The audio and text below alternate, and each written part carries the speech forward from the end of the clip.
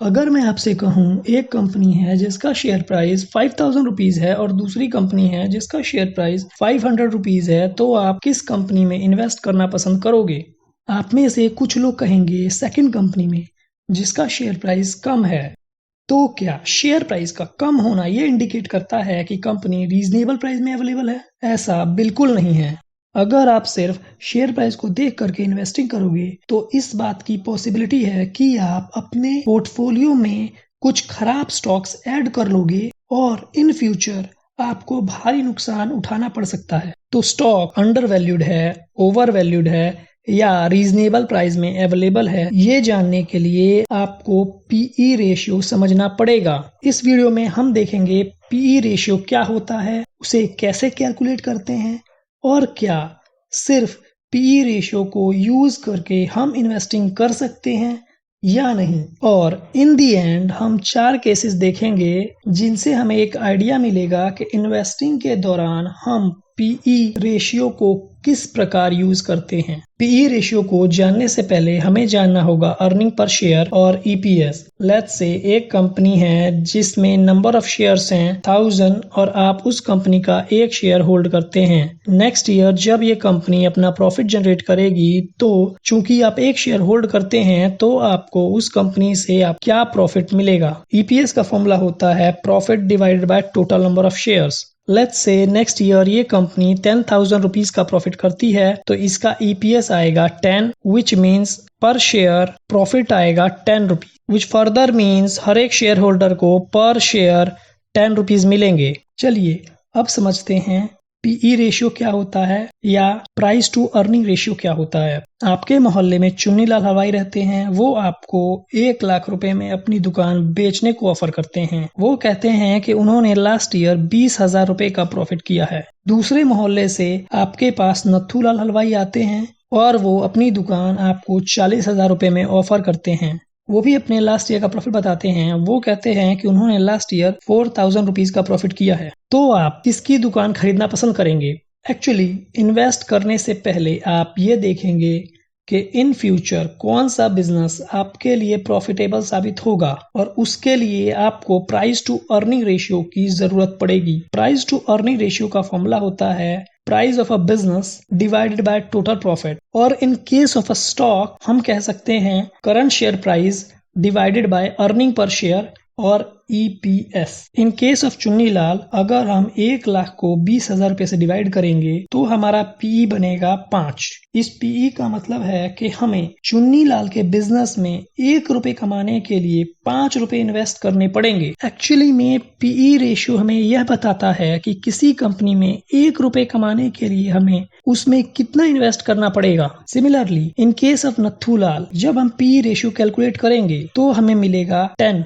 That means Nathulal के business में 1 रुपए कमाने के लिए हमें 10 रुपए इन्वेस्ट करने पड़ेंगे। तो अब आप समझ गए होंगे दोनों में से कौन सा बिजनेस ज्यादा बेटर है और प्रॉफिटेबल है। एक्चुअली जिस कंपनी का पीई कम होता है वो कंपनी बेटर होती है क्योंकि उस कंपनी में 1 रुपए कमाने के लिए हमें कंपैरेटिवली कम पैसे इन्वेस्ट करने पड़ते हैं। Let's say next year Chunnilal हलवाई का प्रॉफिट बढ़ करके 50,000 रुपए हो जाता है। चूंकि प्रॉफिट बढ़ चुका है इसलिए पीई कम हो करके 2 रुपए हो चुका है। तो अब हमें इस बिजनेस में 1 रुपए कमाने के लिए सिर्फ 2 रुपए इन्वेस्ट करने होंगे। तो अब आप ये कह सकते हैं कि यह बिजनेस सस्ता हो चुका है या अंडर वैल्यूड हो चुका है। चूंकि चुन्नीलाल की कंपनी का प्रॉफिट बढ़ चुका है तो क्या अब चुन्नीलाल पुराने भाव पर अपनी कंपनी बेचना पसंद करेंगे? क्या बिकॉज ऑफ मार्केट उनकी कंपनी का प्राइस बढ़ नहीं जाएगा? लेट्स से चुन्नीलाल की कंपनी का प्राइस बढ़ करके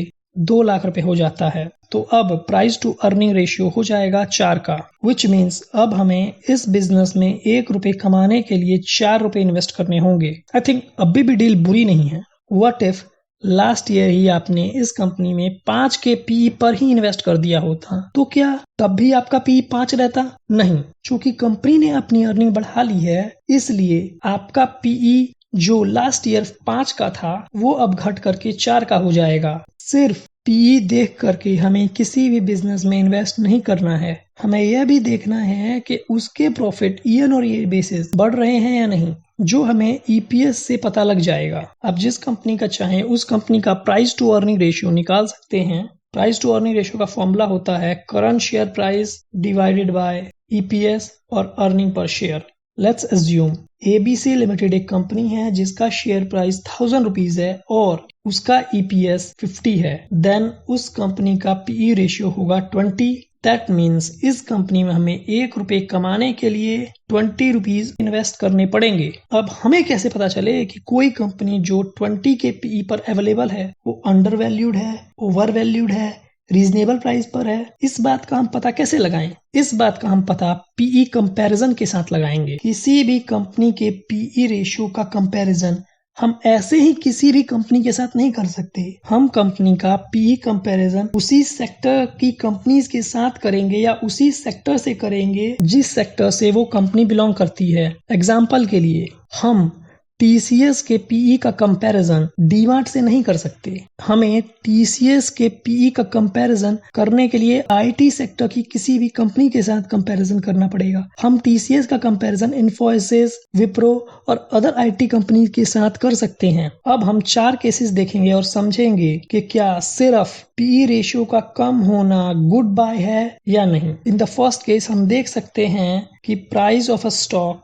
एंड ईपीएस दोनों 20% के साथ ईयर ऑन ईयर बेसिस पे इंक्रीज कर रहे हैं और पी रेशियो हर साल सेम है। इस बात से 2 कंक्लूजन निकल के आते हैं। Stock is genuinely under valued. Possibility है कि मार्केट को इस कंपनी के बारे में ना पता हो और इस वजह से ये शेयर अंडर वैल्यूड हो। सेकेंड रीजन ये भी हो सकता है कि ये लो ग्रोथ कंपनी है, इसीलिए मार्केट ने इसका पीई लो दे रखा है। इन सेकेंड केस हम इस केस में देखें तो स्टॉक के prices year on year basis बहुत तेजी से बढ़ रहे हैं क्योंकि ईपीएस बहुत तेजी से बढ़ रहा है। अगर हम थर्ड ईयर में देखें तो स्टॉक का पीई 200 का हो चुका है, जिसे जनरली बहुत ज्यादा माना जाता है। इस बात से भी 2 कंक्लूजन निकलते हैं। हाई ग्रोथ कंपनी, ये कंपनी हाई ग्रोथ कंपनी है, इसलिए मार्केट ने इसे हाई पीई दे रखा है। एग्जाम्पल के लिए आप डीमार्ट को देख सकते हैं।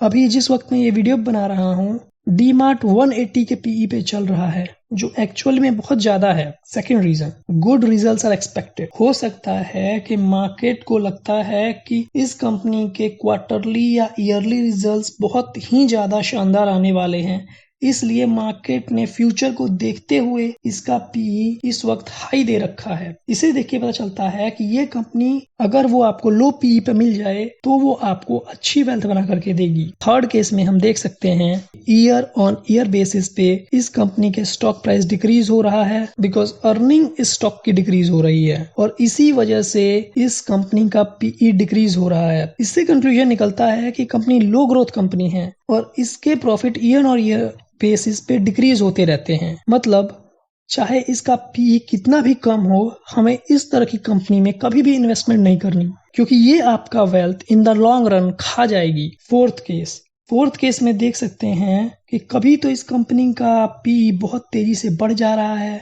और फिर कभी घट जा रहा है। इस तरह की कंपनी साइक्लिकल कंपनी होती हैं। इस तरह की कंपनी का प्रॉफिट एकदम से बढ़ता है और एकदम से घटता है। जब इस कंपनी में ज्यादा ऑर्डर मिल जाते हैं तो इस कंपनी का प्रॉफिट एकदम से बढ़ जाता है, जिस वजह से पीई बढ़ जाता है। और जब इस तरह की कंपनीज में ऑर्डर आना बंद हो जाते हैं तो इसका पीई एकदम से घट जाता है क्योंकि प्रॉफिट घट जाता है। इस तरह की कंपनी को हम लॉन्ग टर्म के लिए इन्वेस्टमेंट में नहीं रख सकते। इस तरह की कंपनी में आप ट्रेडिंग कर सकते हैं बिकॉज इन लॉन्ग टर्म ये आपको लॉस ही देगी। हमने इस वीडियो में देखा पीई रेशियो क्या होता है, हमने उसे कैलकुलेट करना भी सीखा। हमने ये भी जाना कि सिर्फ लो पीई होने की वजह से हम किसी भी कंपनी में इन्वेस्टमेंट नहीं कर सकते। उसके लिए हमें उसकी अर्निंग्स पर भी ध्यान देना होगा और डिफरेंट फैक्टर्स के साथ और डिफरेंट केसेस के साथ हमने पीई रेशियो को सीखा। अगर आप सही मायने में इन्वेस्टिंग सीखना चाहते हैं तो हमारी वीडियो को लाइक करें, शेयर करें और सब्सक्राइब करें बिकॉज इस तरह के amazing concept related to investing